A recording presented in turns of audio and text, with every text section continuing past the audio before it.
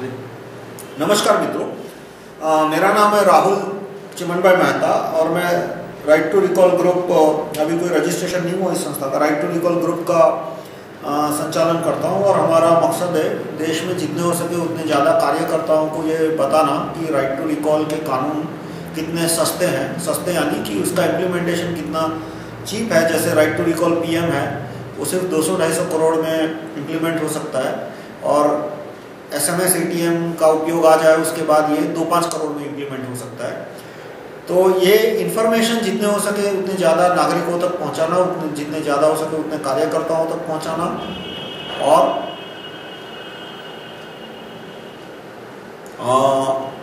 कार्यकर्ताओं को, नागरिकों को ये कहना कि वो अपने नेता से पूछे कि वो राइट टू रिकॉल का विरोध क्यों कर रहे हैं। अब आज का ये जो वीडियो है वो है ब्लैक मनी इन इंडिया के ऊपर। ब्लैक मनी के ऊपर मेरे 3 वीडियो है। ये 10 मिनट का वीडियो है, उसके बाद दूसरा 10 मिनट का वीडियो है, वो ब्लैक मनी आउटसाइड इंडिया, और एक तीसरा 1 घंटे का वीडियो है जो कि ब्लैक मनी इन इंडिया और आउटसाइड इंडिया के ऊपर विस्तृत जानकारी देता है। तो ब्लैक मनी इन इंडिया में 2-3 चीज़ें ये आती है कि ब्लैक मनी कितना है, कहाँ है और कैसे कम किया जा सकता है।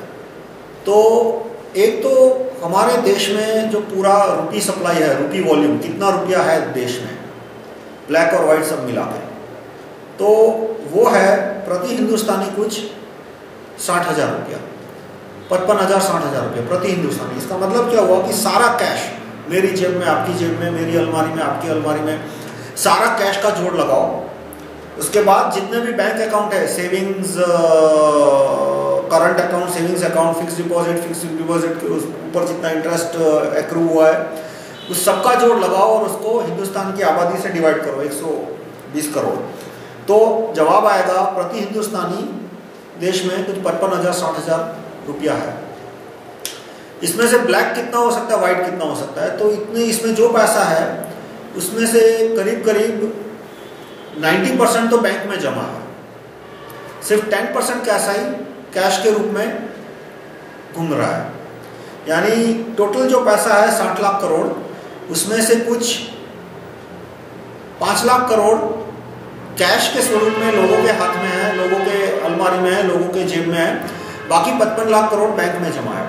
तो जो बैंक में है वो 99% केस में वाइट ही होता है। कोई आदमी इतना बेवकूफ़ नहीं है कि उसके पास 100 करोड़ हो, वो 100 करोड़ बैंक में रखे। वो तो प्रूव हो जाएगा, इनकम टैक्स के सामने प्रूव हो जाएगा, सबके सामने प्रूव हो जाएगा। यानी टोटल जो ब्लैक मनी है रुपये के फॉर्म में जो ब्लैक मनी है वो है प्रति हिंदुस्तानी 5,000 रुपये से कम है, करीब 5,000 रुपया है। पर बाकी बहुत सारा ब्लैक मनी है वो सोने के रूप में है, चांदी के रूप में है, और सबसे ज़्यादा ब्लैक मनी है वो ज़मीन में है। यानी कि लोगों ने ज़मीन खरीदी है कि 1 करोड़ की ज़मीन उसने खरीदी 40 लाख रुपया वाइट दे के, 60 लाख रुपया कैश दे के। यानी कि उसका जो 60 लाख रुपया कैश था वो ज़मीन में कन्वर्ट हो गया, और इस तरह से वो पैसा घूमता रहता है।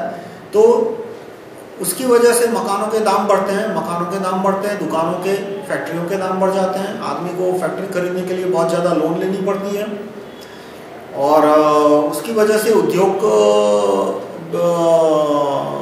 कम हो जाते हैं। जो सच्चे दुकानदार, उद्योगकर्मी हैं, उनके खर्चे बढ़ जाते हैं, रेंट का खर्चा उनका बहुत बढ़ जाता है। तो सबसे बड़ा दूषण जो है ब्लैक मनी का वो ये है कि ब्लैक मनी की वजह से ज़मीन की कीमत बढ़ जाती है, और उसकी वजह से रोजगार पे असर पड़ता है, उद्योग पे असर पड़ता है, जो भी आदमी ईमानदारी से काम करता है उस पर असर पड़ता है।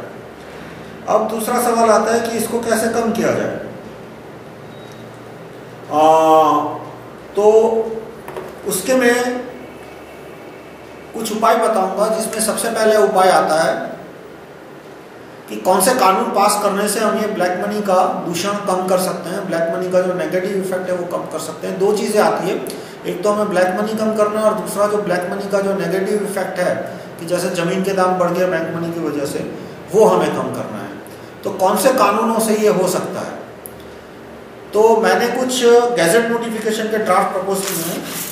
ये पूरा आपको रेफरेंस मटेरियल मिलेगा rahulmehta.com/301.htm पे। इसमें टैक्सेशन के ऊपर चैप्टर है,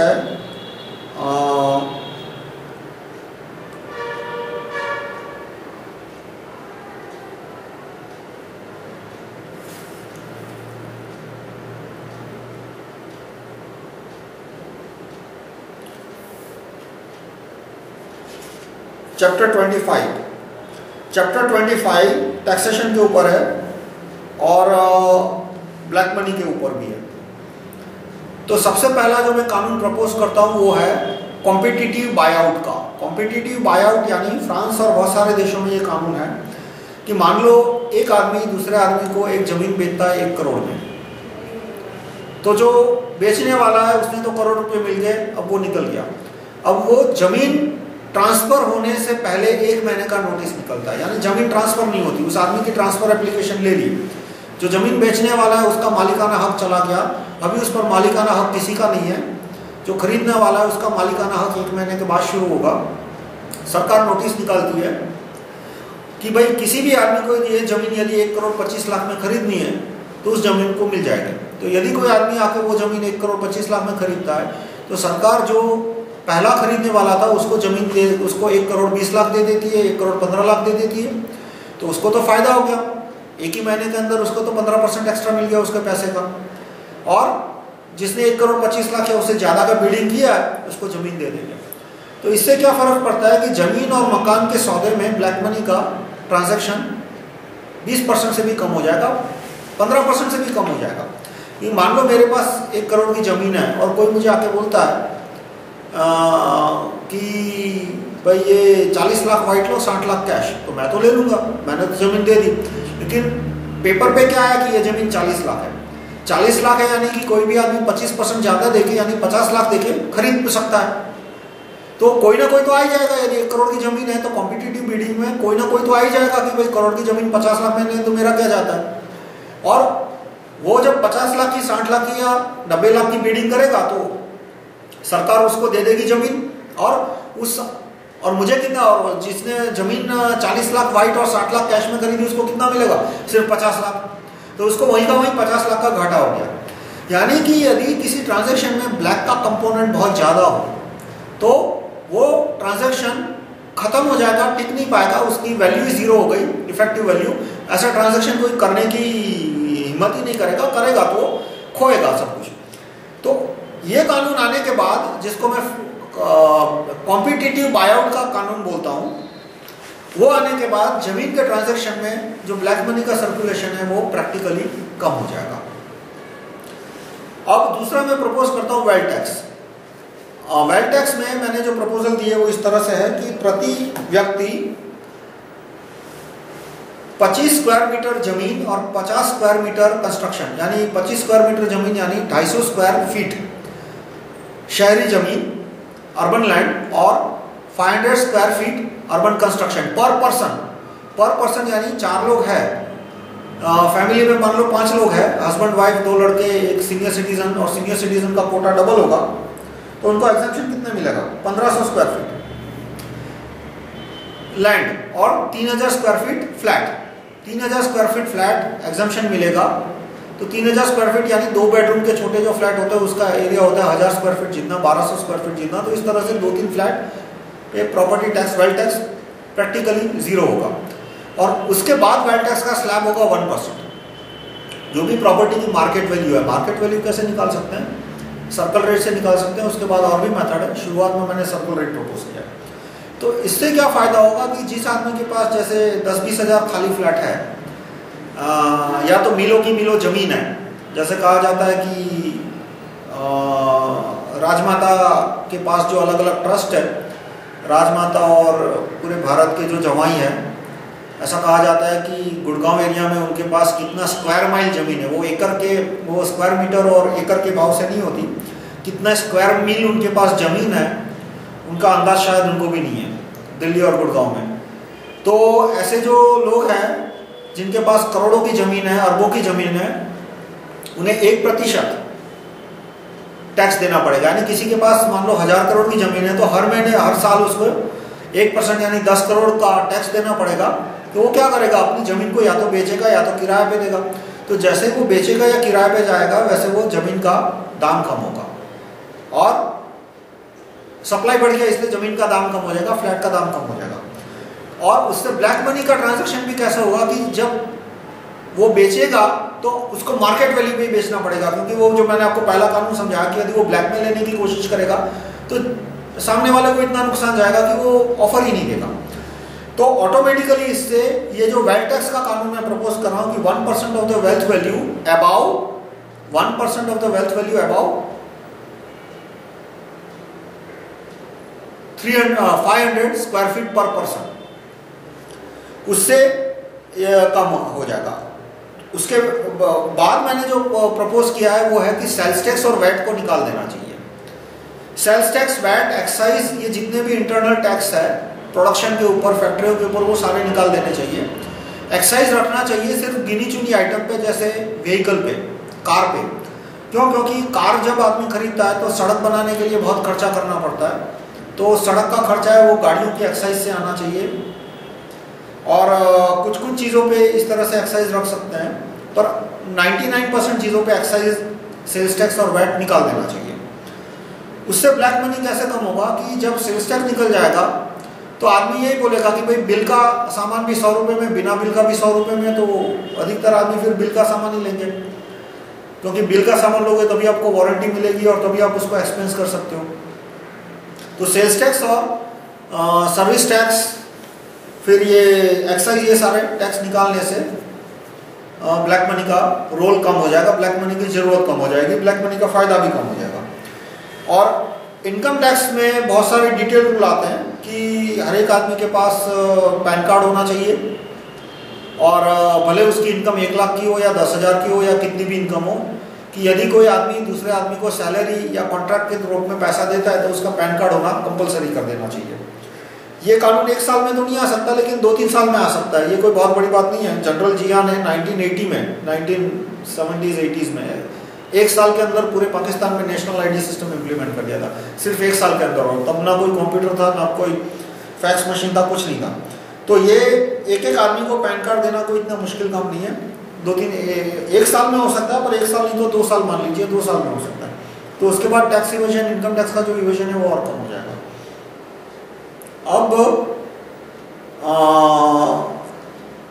दूसरा जो ब्लैक मनी भारत में है उसको कम करने का, ख़त्म करने का मैं जो लीगल सॉल्यूशन देता हूँ वो है कि जो चैरिटेबल ट्रस्ट वगैरह को टैक्स एग्जम्पशन मिलते हैं वो सब बंद होने चाहिए।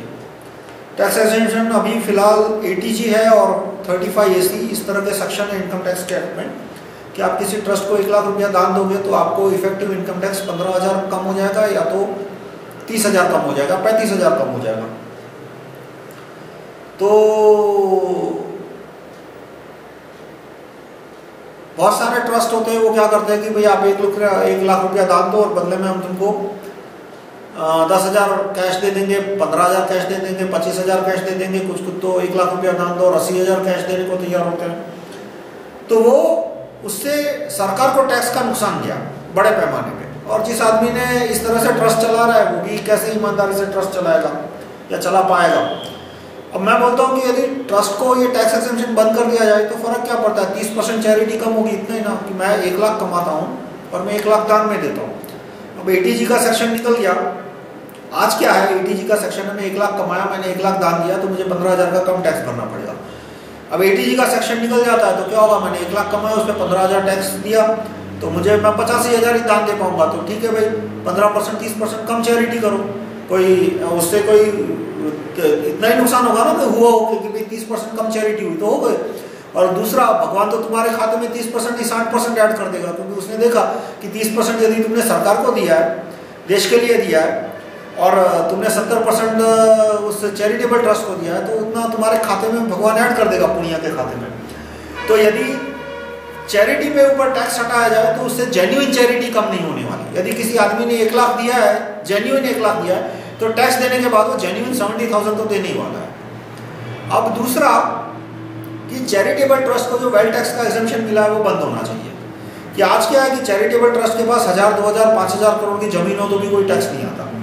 तो एग्जम्पशन की वजह से क्या हुआ है कि लोग जो बड़े जमींदार होते हैं वो अपनी ज़मीन को चैरिटेबल ट्रस्ट के नाम पे कर देते हैं। उस पर कोई छोटा मोटा स्कूल खोल देंगे, दवाखाना खोल देंगे, और या तो कुछ भी बोर्ड लगा देंगे कि यहाँ पे 10 मतलब स्कूल खुलने वाला है, कुछ भी कर देंगे, मतलब फिजूल कागज पे कुछ दिखा देंगे, और फिर बोलेंगे कि ये ज़मीन तो समाज की सेवा के लिए, इसलिए हम टैक्स नहीं देंगे इस पर। और कानून भी है कि उनको टैक्स नहीं देना होता। तो ये हमें निकाल देना चाहिए, यानी कि charitable trust should be treated at par with individual.